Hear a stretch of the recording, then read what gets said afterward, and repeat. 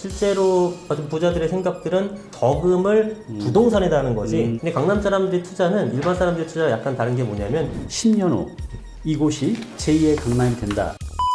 그리고 또 아이러니하게 굉장히 쾌적하면서 강남이 가까운데 네. 도시의 세대수가 생각보다 많지가 않아요. 그렇죠. 그래서 부자들은 지금 지금 통장에 돈이 있으면 불안해서 못 견딥니다. 안녕하세요, 다니쌤입니다. 오늘은 제가 잘 아는 부동산 전문가를 모셨어요. 이분은 이론도 굉장히 탄탄하지만 실무도 또 현장을 발로 뛰는 이제 전문가이기도 해요. 간단하게 이제 소개를 시켜드리면 이분이 현재 이승훈 부동산경제 연구소 소장님이시고요. 자격증도 많으세요. 또 현재는 이런 컨설팅뿐만 아니라 시행, 시공, 또 중개 업무도 하고 계세요. 오늘 이제 이거에 대해서 대표님, 이제 이 책의 저자이신 이승훈 대표님 직접 말씀을 드릴 건데 이렇게 10년 후 제2의 강남이 어디가 될지 또 10년 후 제2의 판교가 어디가 될지 들어보려고 합니다. 안녕하세요. 네, 안녕하세요. 네, 일단 이거 먼저 할게요. 네. 10년 후 이곳이 제2의 강남이 된다. 저도 무지하게 궁금해요. 그래서 이제 제가 이 책 내용을 봤는데 우리 시청자분들이 이제 궁금해할 내용들을 이제 뽑아서 질문을 드릴게요. 네. 이 책의 이제 앞부분에 보면 지금 이제 많은 전문가들이 얘기하지만 인구 변화, 뭐 네. 고령화, 1인 가구, 저출산. 사실 인구 구조에 따라서 부동산 시장도 영향을 안 받을 수가 없잖아요. 그렇죠. 어떻게 될까요? 인구 변화와 이 부동산 시장은? 인구 변화는 이제 뭐 거의 통계청 자료를 봐도 그렇고 네. 전체적인 구조는 인구가 감소하는 거는 팩트죠. 그거는 그렇죠. 뭐 부정할 네. 수 없는 부분인데 이제 네. 과연 그게 언제쯤부터 이루어질 것인가라는 부분이 약간 네. 상이한 내용이 있고 네. 그보다 더 중요한 거는 인구 변화가 되더라도 네. 그러니까 우리가 단순하게 인구가 줄면은 부동산 수요가 줄고 네. 수요가 줄면은 부동산 가격이 내려간다라는 단순 네. 논리로 네. 생각을 하는데 그런 얘기 많이 하죠. 예, 근데 그것보다 이제 더 중요하게 생각할 거는 어느 지역이 얼마만큼 소멸될까를 봐야 되는 겁니다. 네. 전체적인 내용보다는 네. 이제 부분별로 우리가 준비를 해야 되는 거거든요. 지역별로. 그렇죠. 왜냐하면 부동산이라는 것 자체가 지역별로 특성을 보이잖아요. 네. 일반적인 상품 같은 것들은 뭐 예를 들어 서울에 이런 볼펜 같은 게 모자르게 되면은 강원도에서 만들든 뭐 제주도에서 만들든 유통을 시키면 되는데 그렇죠. 이 부동산 유통이라는 게 없잖아요. 그렇죠. 그냥 딱 예. 박혀져 있는 거죠. 말 그 그대로 자리에. 부동성이기 때문에 네. 그래서 이제 그 서울에 집이 부족하게 되면은 강원도에 아무리 집을 지어봤자 서울에 집값 잡을 수 없는 거잖아요. 그렇죠. 네. 마찬가지로 인구가 줄어들긴 줄어드는데 우리가 통상적으로 생각하게 되면은 인구가 주는 거는 지방이 먼저 사라지게 될 가능성이 대단히 높겠죠. 왜냐하면 그렇죠. 경제 네. 활동 인구는 계속적으로 움직일 테니까. 네, 일자리 때문에 그렇죠, 그렇죠. 네. 그럼 오히려 제가 볼 때 인구가 줄어드는 시기가 도래하게 되면은 좀 안타깝지만 지방의 읍면 같은 이런 곳에서는 지방 소멸이라는 단어가 벌써 나타날 정도로 사라질 위험성이 있고요. 네. 뭐 그 작은 초등학교 같은 것도 많이 없어졌지 네. 않습니까? 그런 현상이 생기게 될 거고 대신에 그 사람들이 그 마을이나 그 동네에서 할 게 없다 보니까 점점 핵심 지역이라든가 수도권이나 서울 같은 이런 도심으로 많이 이동을 할 거란 말이죠. 네. 그래서 인구 변화가 전체적으로 줄어든다고 하더라도 우리가 핵심 지역에 있는 부동산 가격은 오히려 더 탄탄해지는 현상이 생길 수 있다고 저는 봅니다. 네. 그게 이제 가장 중요한 거죠.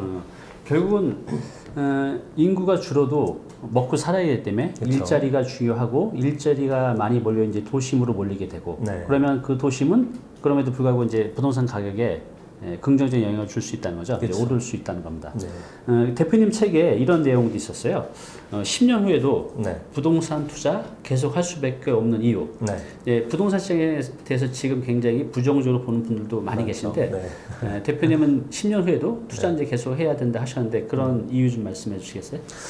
사실 뭐 10년 후를 예단하는 건 어려운 일이긴 한데 그렇죠? 네. 방금 말씀드렸던 것처럼 인구 구조가 감소하게 되니까 부동산 가격이 결국 떨어져서 투자가 메리트가 없다라고 얘기하는 것에 대한 이제 반론을 말씀드렸잖아요. 네. 그렇기 때문에 이런 이제 표현을 쓴 거기도 하고요. 네. 또 이제 최근에 보게 되면은 벌써 굉장히 많은 돈의 유동자금이 흘러다니잖아요. 시중에. 그렇죠. 네. 그러다 보니까 이제 뭐 여러 가지 원인이 있겠습니다만 이런 유동성 장세로 인해서 가격이 상승하고 사실 화폐 가치가 계속 하락하고 있지 않습니까? 네. 그래서 이게 뭐 부동산뿐만이 아니라 그게 뭐 요즘 주식이 됐건 뭐 그렇죠. 암호화폐가 됐건 네. 뭐가 됐건 간에 투자를 하지 않고 돈 그대로 갖고 액면 그대로 갖고 있으면은 네. 사실 요즘 벼락거지란 신조까지 생겼듯이 그러게요. 네. 아무것도 잘못한 게 없고 열심히 일만 했는데도 나는 남들보다 뒤처지는 현상이 생기잖아요. 네. 그러니까 투자에 대해서는 여러분들이 오픈마인드로 뭐 투기다 뭐 이런 생각하지 마시고 뭔가 지금 저금리 때 적당하게 돈을 이제 레버리지를 활용해서 네. 투자를 하시는 게 좋겠다라는 거고 이런 현상은 앞으로도 계속될 것이라고 보는 겁니다. 왜냐하면 지금 뭐 코로나 사태 때문에 유독 많이 돈이 풀리긴 했지만 네. 전체적으로 뭐 금리를 올려서 자국의 화폐 가치를 계속 뭐 높이거나 이러지는 않거든요. 수출에도 뭐 비상이 걸리고 하니까. 그렇죠. 그래서 너도 나도 돈을 풀고 있는 시기이기 때문에 네.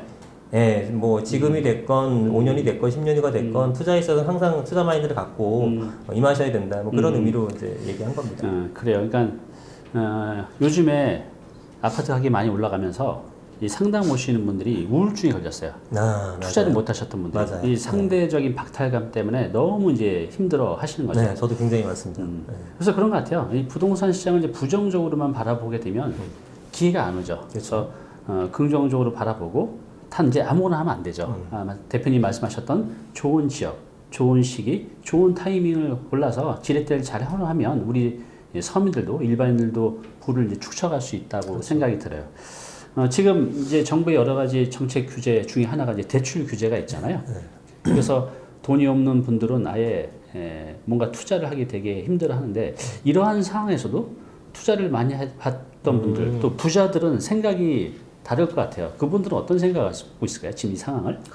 이제 뭐 대출 규제라는 것은 결국은 수요를 떨어뜨리는 보관을 갖고 있는 겁니다. 정부로서는. 네. 뭐 한편에서는 그 대책 자체가 수긍을 하는 게 돈이 워낙 많이 풀려 있잖아요. 돈이 워낙 많이 풀려 있는데 이게 어떤 한쪽 뭐 예를 들어 부동산 시장으로 다 쏠리게 되면은 엄청난 자산 가격 거품이 생길 수도 있겠죠. 그렇죠. 그래서 그렇다고 지금 코로나 시대에서 돈을 안 풀 수도 없으니까 돈은 최대한 풀어서 사람들이 생활할 수 있게끔은 해주되 그 돈이 투기 자금으로서 움직이지 않게끔 투자로 그 부동산 대출을 규제한다라는 거는 명분은 이해합니다. 근데 이제 굉장히 좀 정확하게 설정을 해야 되고요. 그렇지 않다 그러면 지금 실수요자들도 못 사는 상황이 발생했잖아요. 나는 사고 싶은데 돈을 겨우 모았더니 대출이 안 나서 못 산다. 이런 분들 되게 많거든요. 이것도 좀 더 정교한 대책이 필요한 부분이 하나가 있겠고요. 그 다음에 이제 대출이 안 돼서 뭐 사지 못한다 이런 분들도 있는데 그 약간 생각을 바꿔가지고 어차피 우리가 실거주도 있지만 투자의 개념도 항상 뭐든지 사람들이 갖고 계시거든요. 그러면은 대출이 안 되니까 못 산다가 아니라 그냥 전세를 안고 구입하는 방법도 좋습니다. 왜냐하면 특히나 뭐 빌라 같은 것들은 전세 비율이 80에서 90%까지 가기 때문에 굉장히 소액으로도 대출을 활용하지 않고도 구입할 수 있는 거거든요. 그러니까 저도 최초에 투자를 했을 때 빌라로 시작을 했고 뭐 자금이 없으면은 이제 그렇게 시작하는 거지 그거를 뭐 자금이 없는 뭐 대출도 안 되니까 나는 부동산을 포기하거나 이러면은 점점 더 힘들어질 수 있기 때문에 맞습니다. 그 부분은 잘 고려를 하시는 게 좋을 것 같아요. 그래요. 저도 그렇고 우리 이수인 대표님도 그렇지만 돈이 없었을 때는 다 아파트가 아닌 빌라 가지고 뭐 500만 원, 1000만 원 갖고 투자를 했어요. 또 제 주변에 성공하신 분들도 그렇고. 근데 이제 빌라에 대해서 굉장히 안 좋은 인식들이 있는데 예전하고 좀 다른 것 같아요. 그리고 또 아파트하고 달라서 내가 발품만 잘 팔면 좋은 지역에 아주 싸게 살 수 있는 이런 진주 같은 것들이 있거든요. 그래서 이제 그런 기회가 있는 것 같아요. 그리고 이제 좀 전에 그 화폐 가치에 대해서 말씀드렸는데 그 화폐 단위 변경 이걸 이제 전문용어로 이 디노네이션이라고 하죠. 이런 이제 화폐 가치 하락 또 화폐 단위 변경이 만약에 화폐 하락은 이미 이루어지고 있고 또 단위 변경이 만약 생긴다면 부동산 시장이 어떻게 요동칠까 이런 거에 대해서도 많은 분들이 궁금해 하시는데요. 어떠셨어요? 이거에 대해서는? 이게 한때 막 계속 이슈가 됐었는데 만약에 화폐 개혁이 단행이 된다면 간단하게 설명드리면 만 원, 그러니까 1억 원이 예를 들어 100만 원이 되는 겁니다. 그럼 1억 원짜리 집이 있는데 그게 이제 100만 원이 되는 거죠. 가치는 똑같은데 화폐가 이렇게 단위가 바뀌어 버리는 거거든요. 그러면 우리가 일반적인 인식으로는 1억짜리가 2억 되게 되면 엄청나게 많은 거 오는 것 같지만 100만 원, 200만 원 되는 거는 우습거든요. 그거에 상대적으로. 그러니까 쉽게 가격이 올라갈 수 있는 현상이 생기는 거고 그렇게 되게 되면 자산 가격에 대해서 더 많이 이제 뭐 가격 상승이 될 수 있겠죠. 그러면 돈의 값어치는 제가 볼 때는 더더욱 떨어지는 겁니다. 화폐 개혁을 단행한다라는 것은. 그러니까 이게 리디노미네이션 같은 게 된다고 가정하더라도 투자는 더욱 또 필수가 된다고 저는 생각을 하게 되는 거고요. 그럼 지금 이제 서울의 아파트 가격 상승 요인 중에 뭐 수요와 공급도 있고 여러 가지 변수도 있지만 그 화폐 가치 하락도 상승 요인 중에 하나라고 볼 수 있겠네요. 상당히 많이 연관이 있는 거죠. 지금 올라가는 거는 화폐 가치 하락으로 인해서 자산 가격이 상대적으로 올라가는 거고 실제로 부자들의 생각들은 은행에 저금을 해봤자 이게 실질 금리가 마이너스 시대가 돼버렸잖아요. 네. 그러니까 나는 저금을 부동산에다 하는 거지 은행에다 하는 게 저금을. 아닌 겁니다. 그러니까 그 표현 멋있네요. 그쵸. 저금을 부동산에. 네, 이분들은 돈을 더 부동산에서 매덕 더 벌어야지 이런 개념보다는 그냥 나는 저장을 여기다 한답니다. 예, 내가 금에 보관하듯이 나는 내 돈을 부동산에 놓겠다. 예, 보관의 정도만 되는 거예요. 그러니까 인플레이션 해칭 정도만 되더라도 사는 거죠. 그렇죠. 예. 이제 직장인들 점심을 먹잖아요. 근데 불과 한 6, 7년 전만 해도 점심 식사 가격이 한 5,000원 내외였거든요. 야, 4,000원, 5,000원. 지금은 질상이 7,000원이고 보통 여기 저희 사무실 근처 보면 그쵸. 보통 9,000원에서 11,000원이에요. 맞아요. 네. 거의 밥값이 2배가 오른 거죠. 이걸 보면 와, 화폐 가치가 이 밥값으로만 보면 점심 밥값으로 보면 완전 반토막이 난 거예요. 반토막이 났죠. 그래서 저는 이런 생각합니다. 투자가 위험하다고 생각하잖아요. 근데 투자를 하지 않는 게 이런 시대에는 투자를 하지 않는 게 더 위험한 것 같아요. 부자들은 지금 지금 통장에 돈이 있으면 불안해서 못 견딥니다. 네. 그렇죠. 이거 어떻게든 투자를 해서 다른 데다 저장을 해놓는 거지 현금 자체로 갖고 있는 거는 엄청나게 불안해하죠. 네, 지금 이제 오늘 주제가 이제 이거거든요. 10년 후 이곳은 제2의 강남이 된다. 근데 여기 전제는 이제 강남은 앞으로도 계속 좋아질 거라는 뜻인데 그렇죠. 이제 결국 이제 강남 불패를 얘기하는 거잖아요. 이런 얘기 많이 하는데 대표님은 어떠세요? 10년 후에도 이 강남은 불패할 것 같아요? 네, 강남은 이제 우리나라에서 이제 가장 현재 최고의 지역이고 요거는 10년, 20년, 30년이 지나도 바뀌지 않는다고 좀 판단합니다. 비단 10년이 아니라 그렇죠. 30년, 50년이 지나도 강남의 어떤 최고 지역이라는 아성은 무너지지 않을 거라 생각을 합니다. 네. 그래요. 그래서 이제 오늘 주제가 제2의 강남이 어디가 될지 알면 여러분들 투자 지역 고르는데 많이 도움이 되실 거잖아요. 자, 그러면 그 지역을 이제 공개하기 전에 강남이 되기 위한 이제 조건 3가지를 말씀하셨어요. 네. 강남과의 접근성, 그다음에 지역 내 일자리 창출, 그다음에 강남 사람의 인식. 요거에 대해서 좀 더 쉽게 설명을 해주시겠어요? 하나씩? 예, 요즘에는 부동산이 이런 뭐 유튜브라든가 여러 가지 어떤 SNS에서 정보를 제공하는 것들이 많다 보니까 많은 분들이 이제 부동산에 대해서 많이 아십니다. 그렇죠. 그래서 뭐 이런 정도는 이제 상식이 될 수도 있는데 뭐 강남과의 접근성이 가깝다라는 거는 뭐 여러분도 잘 아실 것 같아요. 왜냐하면 강남에 우리나라 모든 인프라가 들어가 있고 또 이제 회사들이 굉장히 많잖아요. 그렇죠. 당연히 회사를 매일 출퇴근하는데 멀리서 다니고 싶지 않죠. 그래서 가깝게 다니고 싶다 보니까 강남하고 가까운 곳이 우리나라에서 일자리가 가장 많은 곳이 강남 라인이니까 그렇죠. 가까운 게 제일 중요하다라는 거고요. 그 다음에 지역 내 일자리 창출 같은 경우에는 뭐 똑같죠. 직주 근접성. 그렇죠. 거기에 회사가 많다 그러면은 당연히 가격이 올라가는 거죠. 여의도 부근이 그렇고 판교 부근이 그렇고 도심 부근이 그렇고 그거는 강남하고의 접근성 여부를 떠나서도 자체적인 일자리가 있으면은 당연히 많은 수요들이 몰릴 수밖에 없으면서 가격이 생기는 겁니다. 그 다음에 세 번째가 이제 강남 사람의 인식이라는 표현이 이제 제가 처음 얘기를 했던 것 같은데 이게 뭐냐면은 제가 이제 이거는 상담을 하면서 좀 느꼈던 부분이에요. 그래요. 저도 이제 사무실이 강남에 있다 보니까 강남에 이제 보유하신 분들 이분들의 상담을 많이 해보는데 이분들하고 이제 대화를 나누면서 느꼈던 건 뭐냐면 당연히 뭐 이분들은 강남이 최고다라는 인식을 갖고 있습니다. 그쵸, 그래서 본인들이 투자를 할 때 1순위는 어디냐면 무조건 강남입니다. 근데 이제 강남을 투자하고 워낙 돈이 많이 들어가는 거니까 한 4, 5억 남았다 그러면 강남을 사고 싶어도 못 사잖아요. 이 4, 5억을 돈으로 남겨두긴 싫고 뭔가 투자를 하긴 해야 되는데 비강남권을 찾아야 된다는 얘기죠. 그랬을 때 이분들이 선호하는 것들은 강남 근방 쪽으로 가고 그리고 자기가 아는 지역만 갑니다. 모르는 지역은 제가 그쵸. 아무리 좋다고 설명해도 따라오질 않아요. 그러시더라고요. 그래서 이분들의 인식이 예를 들면은 나는 강남 분들이 주로 이제 뭐 예를 들어 옆에 동작구라든가 아니면 경기도 쪽으로 가게 되면 과천, 판교, 뭐 광교 이런 정도 이런 정도까지는 어느 정도 괜찮다고 판단들을 합니다. 그러면은 괜찮다고 판단하는 지역으로는 이 강남 사람들이 투자를 하겠죠. 근데 강남 사람들이 투자는 일반 사람들의 투자가 약간 다른 게 뭐냐면 굉장히 쉽게 결정을 합니다. 아무래도 여유가 있으니까. 여유가 있으니까 쉽게 결정을 하고 부동산 투자를 많이 해보신 분들이기 때문에 뭐 어렵지가 않아요. 그러면 유효 수요자가 돈도 있고 결정도 빠른 유효 수요자들이 어느 지역에 대해서 인식이 좋다라고 하게 되면 그 지역에 실질적으로 가격이 상승하는 것을 많이 보이죠. 그렇죠. 그래서 강남하고 근처에 있는 뭐 동네들은 가격이 쉽게 오르는 이유 중에 하나가 강남 사람들이 이제 거기 가서 사기 때문이죠. 그게 이제 인식이라는 거죠. 그렇죠. 이제 중요한 것 같아요.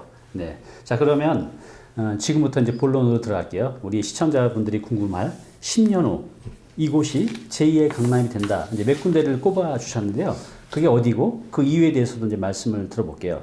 첫 번째로 이제 꼽으신 곳이 네. 이렇게 말씀하셨어요. 1% 부족한 제2의 강남, 네. 과천. 이렇게 뽑으신 이유가 있으신가요? 이제 과천이 강남, 원래 중강남권으로 네. 우리 항상 인정은 받았지만, 네. 가격이 지금 엄청나게 많이 올랐거든요. 현재 과천의 가격을 서울에 대입하더라도 네. 거의 뭐 3등, 4등 정도, 어, 송파구를 뭐 역전했다라는 얘기도 있고요. 그러니까, 제가 책을 쓸 때만 해도 이 정도 수준이 아니라, 네. 뭐 3천이 조금 넘어가는 분양가가 좀 비싼 회사는 했었는데, 지금 거의 네. 2배거든요. 그러게요. 네, 4,300평 가격이 실거래가가 20억이 넘었거든요. 6천이 네. 넘었습니다. 네. 그래서 이제 과천을 제가 이제 높게 평가했었던 이유는 일단 강남하고 가깝다라는 부분, 그 다음에 또 한 가지는 과천이 갖고 있는 과천만의 특징이 있죠. 네. 굉장히 쾌적하다라는 쾌적한 거. 네. 그리고 또 아이러니하게 굉장히 쾌적하면서 강남이 가까움에도 가까운데 네.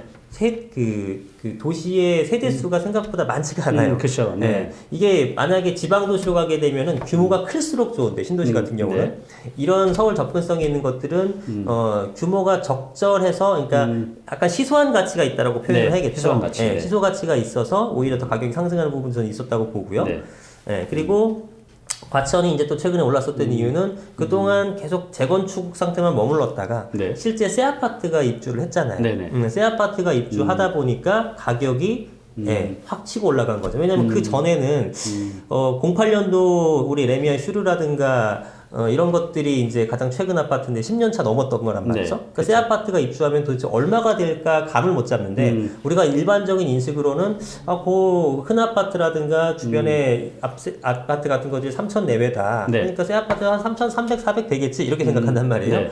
근데 새 아파트 뭐 여러 가지 이유가 맞물렸지만 지금 공급 부족에다가 뭐 이런 것들이 생기게 되면서 네. 새 아파트에 대한 가치가 엄청 높아졌잖아요. 맞아요. 그러니까 얘가 하나 생기게 되면서 이제 어떤 소위 말하는 박스권을 확 탈출시켜 버린 거죠. 네. 확 탈출시켜 버리니까 야 우리가 새 아파트로 만들어 놓으니까 가격이 엄청나게 치솟는구나. 그러니까 다른 주변의 단지들까지 전부 다 가격이 상승하는 모습을 보이는 거죠. 네.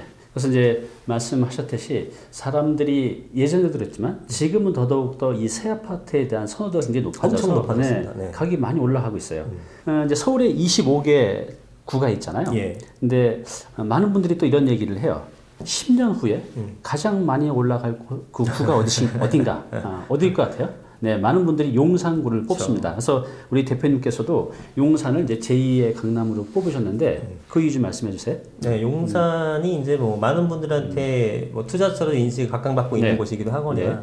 또 우리가 서울시 지도를 놓고 용산구를 색지를 딱 해보면은 네. 서울의 정 중심에 있습니다. 그렇죠. 네. 그리고 한강이 가깝고 네. 그 다음에 뭐 여의도를 가든 도심을 가든 강남을 가든 다 이런 업무 도심 지역에 가깝기도 하거나 그래서 굉장히 뭐 인프라 좋고 교통 좋고 네. 거기에다가 그 입지 중심에 있다 보니까 좋은 상태인데 네. 한 50년 동안 우리 미군 기지 때문에 그렇죠. 개발을 못했단 말이에요. 네. 여기다 이제 개발을 해준대요. 그러면은 어떤 가격 상승분에 있어서 타 지역보다 가장 높을 것이라고 기대하는 건 당연한 것 네. 같아요. 네. 네, 그래서 그런 부분들 그리고 요즘에 이제 코로나 시대로 인해서 예를 직주 근접적인 역세권이니 이런 것들을 대단히 많이 선호했는데 네. 지금은 오히려 숲세권이라든가 숲세권. 네. 공원 쪽에 있는 것을 상당히 많이 선호하게 그렇죠. 됐죠. 네. 그러면 80만 평이 넘는 이제 대규모 중앙공원이 있는 민족공원이 있는 그 용산이 네. 더더욱이나 이제 사람들의 관심을 끌게 되겠고 그 다음에 실제로 여기에 고가의 아파트들이 많잖아요. 우리 그렇죠. 한남 더힐서부터 유엔빌리지, 어마어마하죠. 나인원 한남 이런 것들이 지금 어마어마한 가격대를 형성하고 있는데 그런 거를 기대해봤을 때 뭐 한남 뉴타운이라든가 이제 개발 기다리는 것들이 많잖아요. 네. 그런 것들에 대해서 사람들이 아무래도 이제 용산을 꼭 나는 거기다가 등기를 치고 싶다라는 인식이 네. 전 국민에게 퍼졌죠. 네. 그래서 그런 수요가 많다 그러면은 용산이 제2의 강남이 될 수 있는 후보로서 첫 번째로 꼽을 만한 지역이라고 봅니다. 그렇게 저도 생각을 하는데요. 그런 이유 중에 또 하나가 이제 저도 나이가 이제 50대니까 네. 그 주거의 입지를 찾을 때 가장 또 저는 먼저 보는 게 아까 말씀하신 그 숲세권 네. 주변 자연환경이 잘 돼 있느냐를 보는데 서울의 평균 나이가 49세 정도 돼요. 네. 그러면 그 나이대들은 물론 여러 가지 요소를 보겠지만 이 숲세권 요소를 굉장히 크게 보실 것 같아요. 그렇겠죠. 그러면서 이제 용산이 매력이 있는 것 같습니다. 자 그러면 사람들도 이런 얘기들도 해요. 용산이 과연 강남을 넘어설 수 있을까? 이거에 대한 생각이 어떠세요? 대표님? 이거는 되게 의견이 분분하더라고요. 그렇죠? 전문가들별로. 네. 뭐 아직까지는 저는 강남을 좀 넘기는 쉽지 않다라고 보고 있긴 해요. 근데 네. 이제 뭐 시대가 어떻게 변할지 모르겠으니까 가능성을 아예 닫아둔 건 아닌데 무조건 안 된다는 아니에요. 근데 현재까지는 강남의 야성이 워낙에 세고 이제 강남보다 용산의 가격이 더 높아지려면은 강남에 계신 분들이 용산으로 이동하는 케이스가 많아져야 됩니다. 네. 그렇지 않다면은 강남에 있는 분들이 그대로 있다면 용산의 가격이 치고 올라가면 가격을 또 높이면 그만이에요. 네. 그렇죠. 그러면 돈 많은 사람들이 강남을 여전히 인정하고 있다 그러면은 당연히 용산보다 높은 가격이 또 인정해주게 되겠죠. 그러면 용산이 강남의 사람들을 유인하려면 강남만큼 아니면 그 이상으로 좋아져야 되는데 사실은 입지 환경이라든가 어떤 방금 말씀했던 습재권, 공원 이런적인 환경은 더 좋아요. 그런데 이제 조금 부족한 게 뭐냐면은 회사들의 수라든가 그 다음에 학군이 아직도 많이 부족한 부분이 있죠. 이런 것들이 얼마나 극복할 수 있느냐에 대한 부분이고 그 다음에 대부분의 부자는 아직도 강남에 살고 있잖아요. 그러니까 인문적인 커뮤니티 여기 하게 되면 우리 아이들도 여기서 하게 되면 좋은 친구들 많이 만난다. 이거 중요하잖아요. 우리나라에서. 그런 것들이 극복이 되지 않는다면 그냥 입지가 좋고 단순히 친환경적인 그것만으로는 강남의 아성을 잡기는 좀 부족하기 때문에 이 부분을 어떻게 그러겠네요. 용산이 채워넣을 수 있느냐가 관건이 되겠죠. 하여튼 용산의 미래가 저도 이제 궁금해집니다. 자, 좀 전에 계속 이제 반복되는 얘기 중에 하나 가장 중요한 요소가 이제 일자리라고 말씀하셨어요. 왜냐하면 일자리 중심으로 모든 것이 다 재편이 되니까 집값에도 분명히 영향을 주죠. 그렇죠. 여러분들 그 일자리가 많은 곳 하면 생각나는 게 강남 말고 또 어디가 있습니까? 네, 바로 이제 여의도죠. 그래서 우리 이승훈 대표님도 여의도를 이제 제2의 강남으로 뽑으셨는데 좀 더 그거에 대한 부연 설명 좀 부탁드릴게요. 예, 여의도도 일단 금융상업 중심지고 그 금융업에 대한 그 어떤 중요성은 점점 커지고 있지 않습니까? 그리고 전략적으로도 거기를 이제 3도심 중에 하나로 우리나라가 설정을 했고요. 그리고 뉴욕의 맨해튼처럼 맨해튼 하게 되면 우리나라 맨해튼 하게 되면 여의도가 딱 생각이 나지 않습니까? 뭐 통계발을 하네 마네 여러 가지 말이 많았습니다만 어쨌든 여의도가 한 40년 된 아파트가 질비한 상태에서 이제 신규 아파트들이 이제 공급이 될 텐데 그러면 여기도 대부분 지금 뭐 아파트 공급이 안 된 상태예요. 뭐 과천이나 아니면 최근에 강동구라든가 이렇게 대규모로 폭발적으로 그 이제 가격이 폭등한 곳 그런 잠재력이 있는 것들이 바로 이런 것들이죠. 왜냐하면 여의도가 지금 새 아파트가 없다 보니까 이게 새 아파트가 됐을 때 얼마까지 갔을 수 있지 가늠이 안 되는데 지금 우리가 지금 생각해 볼 수 있는 거는 보통 지금 시세보다 조금 더 높은 정도밖에 생각이 안 들어가요. 근데 과천의 예를 보셨겠고 강동구 다 2배씩 올랐단 말이죠. 그런 것처럼 여기도 우리가 생각하는 거에 2배까지도 생각을 할 수 있다고 봅니다. 과감한 그 예상을 해본다면. 그러면은 이게 새 아파트가 됐을 때 33평 기준했을 때 40억을 훌쩍 넘어갈 것 같단 말이죠. 그러면은 지금 금액은 굉장히 싼 겁니다. 제가 봤을 때는. 특히나 여의도 같은 경우에는 이게 이제 3종 주거지도 있고 2종 주거지, 그러면 상업지도 있거든요. 상업지에 있는 아파트 같은 경우는 기존의 아파트는 대부분 주상복합으로 이제 더 이상 재건축이 힘들지만 지금 일부 아파트는 상업지 위에 일반 아파트가 올려져 있단 말이죠. 그러면은 여러분도 잘 아시겠지만 굉장히 높은 이제 추가적인 용적률이 상승되는 거잖아요. 그럼 일반 부양이 많아지고 그만큼 조합원의 수익이 커지는 거니까 그거 대비했을 때 아직도 이 가격밖에 안 돼 하는 아파트들이 여전히 있단 말입니다. 그런 것들을 잘 찾으시면 투자로서도 굉장히 메리트가 있지 않을까 판단이 들고요. 네, 알겠습니다. 자, 그 다음 여러분들 그 강남에서 좀 있어 보이는 동네가 어디 있죠? 청담동이죠. 청담동 그 한강 건너편에 뭐가 있죠? 네, 성수동 있죠. 우리가 그 강북에서 보면 이제 성동구가 요즘 이제 아파트 가격이 많이 올라갔는데 그 중에서도 성수동 여기는 지금 뭐 거기 갤러리아 폴리도 있고 했는데 뭐 가격대가 어마무시하죠. 그래서 우리 이승훈 대표님도 이 성수동을 제2의 강남으로 이제 뽑으셨는데 그 이유에 대해서 좀 말씀해 주시겠어요? 네, 일단은 청담동과 마주보고 있으니까 일단 강남 접근성이 좋다라는 거 하나. 그 다음에 거기도 중공업적이 되게 많습니다. 중공업적이 여러분의 인식에는 어떨지 모르겠지만 예전에 이제 구로 공단이었지만 구로 디지털 단지로 바뀌었잖아요. 굴뚝공장 연기나는 데에서 지금은 멋진 금융권 빌딩처럼 생겼단 말입니다. 겉으로 보기에는. 들어가면은 이제 공장 기계가 있지만 외부에서 봤을 때는 여의도 빌딩과 차이가 없어요. 멋있죠. 그래서 시각적으로 굉장히 많이 변화를 하고 실제로 거기에 수요도 많아지게 되겠죠. 이런 부분들도 이제 고려를 한 거고 그 다음에 이제 강변에 붙어 있다라는 거. 그래서 한강변을 이제 뷰가 생겨날 수 있는 부분이 있잖아요. 그래서 실제로 뭐 갤러리아 폴이든 아니면 지금 현재 한남 뉴타운 쪽이든 옆에 있는 트리마지든 가격이 엄청나게 비싸단 말입니다. 뭐 충분히 인정할 만한 가격들이고 또 하나는 용산 못지않게 규모는 그만큼 미치지 못하지만 서울숲이 또 있죠. 네. 그래서 상당히 큰 규모의 서울숲이 있기 때문에 사람들이 강남도 가깝고 일자리도 있고 한강뷰도 바라볼 수 있고 거기 공원도 있고 고급 주택가가 지금 질비하게 늘어서고 있다. 뭐 이런 점을 봤을 때 제 강남으로 뽑아도 손색이 없을 지역이라고 판단합니다. 네, 그래요. 제가 굉장히 힘들었을 때 고시원에서 오랫동안 살았어요. 네. 여러분들 고시원 하면 또 고시촌 하면 생각나는 데가 어디 있나요? 그 학원가? 바로 이제 노량진이죠. 노량진 보면 정말 좀 동네가 굉장히 그 정신이 없어요. 학원도 있고 뭐 거기 근로자들도 많이 계시고 또 그래서 고시원들도 굉장히 많이 있어요. 네. 그런데 우리 이 대표님께서 이 노량진 뉴타운을 제2의 강남으로 뽑으셨어요. 그럼에도 불구하고 이유가 있으신가요? 일단 노량진 쪽의 장점은 네. 입지가 상당히 좋다라는 네. 겁니다. 강남 접근성. 강남 접근성이 일단 좋죠. 네. 일단은 7호선도 있고 9호선도 있고 그러네요. 다 강남 라인을 지나가는 것들이고요. 그리고 이제 여의도도 바로 뭐 사실 조금 과장하면 걸어서도 달수 있는 수준이 되고요. 그 다음에 이제 한강변화 붙어 있기 때문에 용산이라든가 도심으로 가기도 멀지 않거든요. 그래서 입지가 워낙에 좋다라는 게 일단 첫 번째로 꼽은 거고. 네, 그 다음에 이제 노량진 뉴타운 자체가 2003년부터 시작했고 거의 20년 차가 되어 가는데 네. 아직도 입주한 아파트가 없어요. 그렇죠. 네, 근데 오히려 저는 이런 것들이 지금 시점에서는 장점이라고 봅니다. 계속 제가 말씀드립니다만 어느 어떤 샘플이 되어 있지 않은 지역은 얼마까지 오를지 가늠이 안 되는데 우리가 예상하는 것보다 항상 뛰어넘은 경우가 많거든요. 그래서 여기도 새 아파트가 들어서게 되면은 우리의 예상 이상으로 가격이 상승할 가능성이 대단히 높다라는 거. 그래서 여기는 이제 입지적인 장점. 그 다음에 오히려 아이러닉하게도 지금까지 개발된 아파트가 없어서 가격을 가늠하기 어렵다라는 점. 네, 그리고 일자리까지 가는 곳이 워낙에 좋다라는 것. 이런 것들을 감안했을 때 여기도 충분히 앞으로 좋아질 지역이라고 판단을 하고 있습니다. 그렇죠. 그 옆에 보면 이제 신길 뉴타운하고 오른쪽으로 이제 흑선 뉴타운인데 있죠. 거의 이제 완성이 돼가잖아요. 네. 이거만 이제 굉장히 느려지는 것 같아요. 그래서 네. 앞으로 그 노량진 뉴타운의 미래도 참 기대가 됩니다.